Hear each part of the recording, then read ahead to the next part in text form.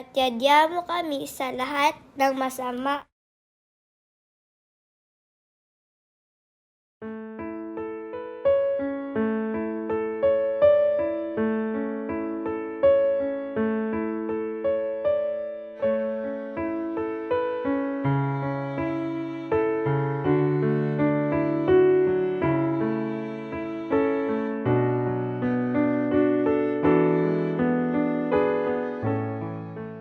Ako po si Ramon Michael Paulo Escarcha Nicdao, 33 years old at seminarian po ako ng Diocese of Novaliches.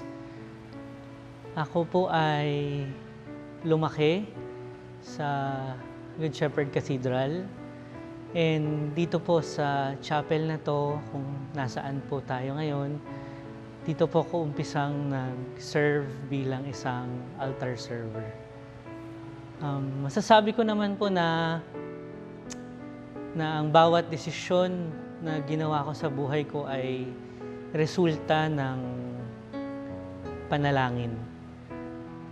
Every major decision that I made were results of prayer, of discernment and prayer. Hindi pa po ako official na sakristan sa Good Shepherd Parish din. Pero nagsiserve na po ako dito dahil sa pag-imbita ng mga Carmelite sisters. And dito ko unang nabuo yung siguro pagkamangha sa misa. And then eventually, nakapasok ako bilang isang altar server sa Good Shepherd Parish habang si Monsignor Fidelis pa yung parish priest. At bilang isang altar server sa Good Shepherd Parish na halos araw-araw nagsaserve kasama ng mga magulang ko, mas naramdaman ko dun yung hindi na lamang siya pagkamangha sa misa, kundi yung pagkauhaw sa Eucharistia. Sa murang edad na siguro mga 11, 12, or 13, around that time, I was really looking forward to serving Mass, to serving sa misa sa gabi. 7 p.m. pa yung misa nun sa Good Shepherd. And we would attend Mass almost every day. And doon din nabuo, hindi lamang yung pagkauhaw, kundi yung pagmamahal ko sa Eucharistia, kay Jesus bilang tinapay at alak sa loob ng misa. And kung aking babalikan, hindi ko man siya alam pa noon, pero meron akong isang core memory na naalala ngayon, na pinaalala sa akin nung pinaka-recent kong retreat.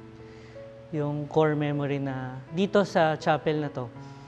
Nagsuserve ako noon, and then I was mouthing the words of consecration with the priest. And I was unaware of it, na medyo napalakas. And yung pare medyo na-distract and tinagsabihan ako after Mass. Then one of my old teachers, si Teacher Dolly, sabi niya sa akin after Mass, kung gusto mong magpare, pwede, pero wag mo munang sabayan yung pari ngayon. And that was the first time I heard yung pagpapare. Pero that time, parang hindi ko pa siya talaga, wala pa siya sa plano ko, hindi ko pa siya lubusang iniisip. Graduate ako ng elementary and I was looking for a school. And ang nakakatawa doon, yung mga madre dito, since I grew up with them, sabi nila, dito na lang daw ako sa Mount Carmel that time, to continue my high school dito sa sa SMCCS, the Sisters of Mount Carmel Catholic School. But Monsignor Romy, the parish priest of Good Shepherd Cathedral then, told me to study there sa Good Shepherd. Magtatayo daw ng minor seminary ang Diocese of Novaliches. And they're trying out a different kind of formation na sa bahay ang uwi, sa cathedral school ang academics, and they will give me additional subjects in line with minor seminarian. I was the only one then. So when the sisters heard about it na parang seminaryo yung papasukan ko, parang okay na sa kanila na hindi ako dito mag high school. And then, so I took my high school sa Good Shepherd. Excited kasi I will not only be an altar server, pero quote-unquote a minor seminarian of the diocese. But unfortunately, the House of Formation, the Good Shepherd House of Formation was closed months after I enrolled sa Good Shepherd Cathedral School.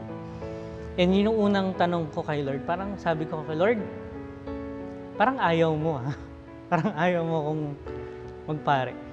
Pero siguro hindi ko siya, tinanim ko siya sa puso ko na seminarista pa rin ako kahit walang House of Formation. And nagdaan yung first year, second year, third year, and I remember one particular day, I went home after school, and then sabi ko, Ma, i-inquire ka sa San Carlos Seminary. Gusto kong dun mag-college. And I never took an entrance exam sa ibang university. Sabi ko nga nung fourth year ako nung nag-iisip ako, nung hindi ko pa alam yung results ng San Carlos. Sabi ko kung sakali na hindi ako makapasa sa San Carlos Seminary, I would stop at the very least one semester. Kasi para lang makahanap ng school. But lo and behold, nakapasa ako sa San Carlos Seminary. And during my search-in, I was able to stay inside San Carlos Seminary ng Friday, Saturday, Sunday.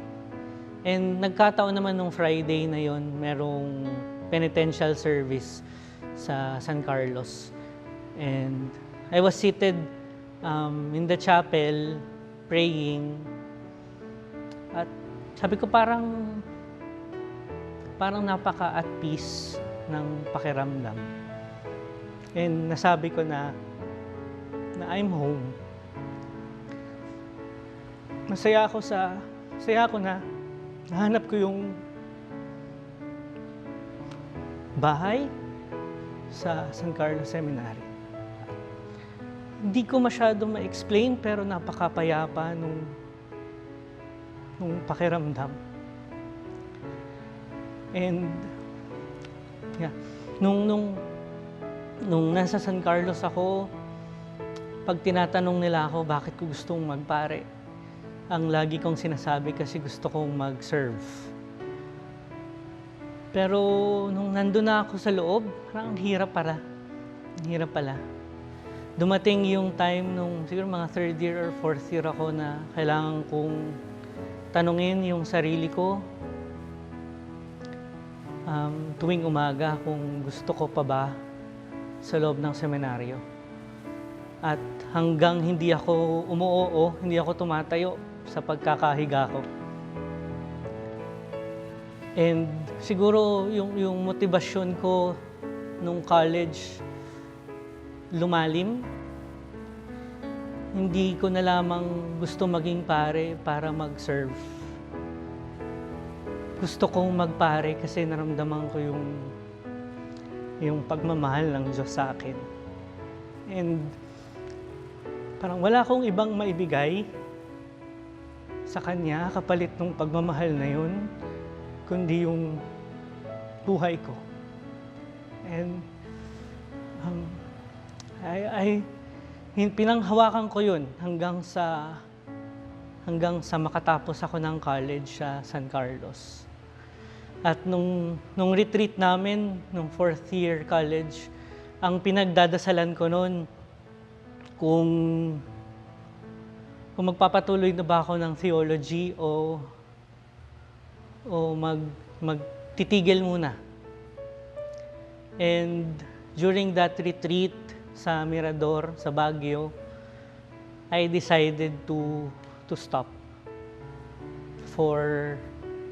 Sabi ko that time, for 2 years at the very least. And hindi rin naging madali yung desisyon kasi alam ko sa sarili ko na gusto ko naman magpare. Pero gusto ko siyang pag-isipan at mas pagdasalan pa. And gusto ko siyang pagdasalan hindi sa loob ng konteksto ng seminaryo. Gusto ko siyang pagdasalan sa labas. So nung after college, I tried to apply for work. And hindi pala madali maghanap ng trabaho. Lalo na kung ang course ko ay philosophy. Parang ang hirap dun sa mga interviews ko, ang hirap ibenta ng sarili ko kasi yung hinahanap nila is more on business side, more on admin, tapos ito ko, philosophy. Parang for 6 months, walang tumatanggap sa akin. And I was really, really down. Pero sabi ko nga nung mga panahong yun, resulta to ng panalangin ko nung 4th year ako. Kaya kahit gaano kahirap, ipagpapatuloy ko. Kasi alam ko ginawa ko yung desisyon na yun kasama yung Panginoon. Kaya, ayun, after 6 months, nakahanap naman ako ng trabaho somewhere in Makati, sa may Ayala Triangle. And I can say I learned a lot from my job. Hindi siya rin ganun kadali. It's very challenging. And yet, very rewarding din at the same time. During that time, while I was working, I was already under the guided work experience of San Jose Seminary. I attended recollections monthly sa San Jose. Tapos meron na rin akong SD who were helping me navigate the world outside and continue to discern kung gusto ko pa bang bumalik talaga sa loob ng seminaryo. In the person of Miss Eva Galvez. Exciting yung trabaho. Challenging and very rewarding, lalo na pag na-close yung account or naka-collecta. And masaya ako kasi I was helping the family din. I was able to buy what I want. I'm helping the family. Nakapunta ako sa kahit saan gusto ko. Pero dumating talaga sa point na parang masaya naman ako pero parang may kulang. And then my boss invited me to attend a Opus Dei retreat somewhere in Tagaytay. Yun daw yung regalo niya sa akin for that Christmas. Tapos during the last day ng retreat, may available na pare for confession. So sabi ko, that's already my opportunity. So nag-confess ako. And I was telling the priest, sabi ko, Father, I'm tempted to just stay working and try to apply sa Opus Dei kasi ano siya, parang win-win siya na I can help, I can still work and bring Christ sa trabaho. And at the same time, I can still be a good disciple. What shocked me then was the priest, an Opus Dei priest, told me, sabi niya, it's different. Go back to the seminary. Parang yun yung wake-up call sa akin na oo nga, iba pa rin. Yung pag bumalik ako, iba pa rin yung buhay ng isang pare. So pagbalik ko dun sa office, kinamusta ko nung boss ko, sabi niya, so how was your retreat? All smiles pa siya, sabi ko sa kanya, I'm ready to go back. Tapos, niyakap niya lang ako. And alam ko, malungkot din siya doon kasi masaya kami sa trabaho ng dalawa eh. Pero alam ko na masaya rin siya kasi alam niya na yun yung gusto ko talaga. So after 2 years, I went back to the seminary sa San Jose. And pagdating ko doon na bilang isang first year student, kakaiba siya pero para siyang parang napakapayapa ulit ng puso ko. Na parang yung naramdaman ko nung una akong pumasok sa San Carlos Seminary. Na parang nahanap ko yung bahay ko. Na alam ko pag pagod ako, uuwian ko. So, yeah, I started my seminary formation again as a theology student. At kakaiba yung San Jose kasi first year pa lang bugbog na kami ng responsibilities. Na sabi nga namin, ang joke namin sa loob, major kami ng event organizing, minor in theology. Kasi sa sobrang dami ng ganap sa loob ng seminaryo. Pero I know that the seminary was just helping us to preparing us for the demanding life as a priest. But I think more than that, the San Jose Seminary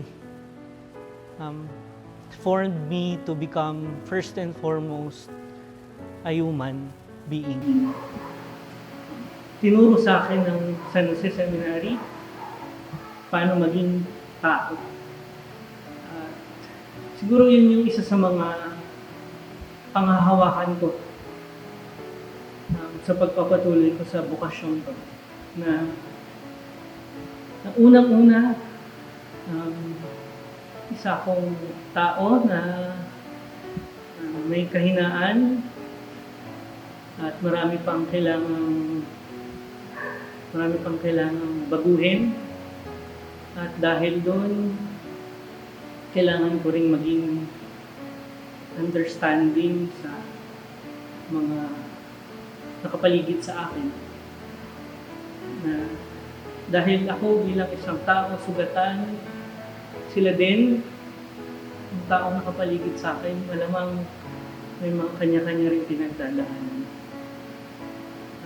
Yun nga, after kami turuan ng San Jose, paano talaga maging tunay na tao, doon